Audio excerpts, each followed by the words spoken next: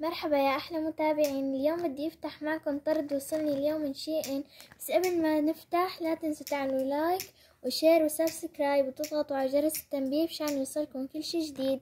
يلا نبلش. يلا هلأ رح بلش افتحه معكم. طبعا أنا متحمسة كتير شوف المفاجآت اللي جوا. يلا هلأ نبلش نشوف المفاجآت اللي فيه. اول شي عنا هاي الاداة بتقدروا تعملوا فيها وشاح مشان تحطوه وتدفوا رقبتكم، وعنا هاي الاداة للحمام المغربي مثل الليفة مشان تسهل علينا الاستحمام.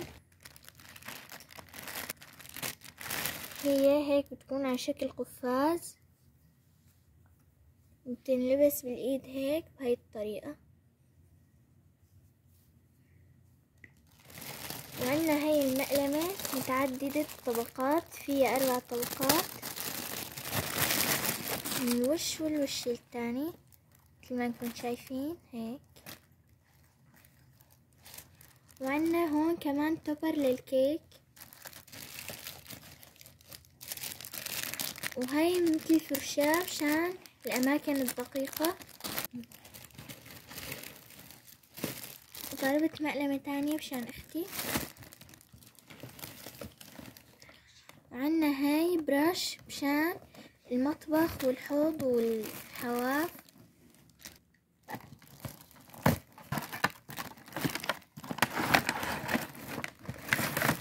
طبعا هي مثل ما انتم شايفين هي فرشاية وبتضغطوها من هون وبتشتغل. وعنا هاي قاعدة لإلها مشان تمسكوها تحطوها.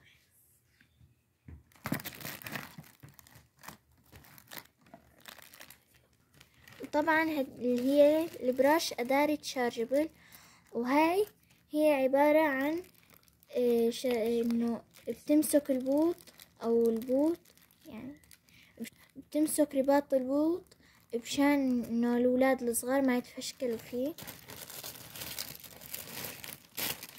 وهاي مقلمة تانية.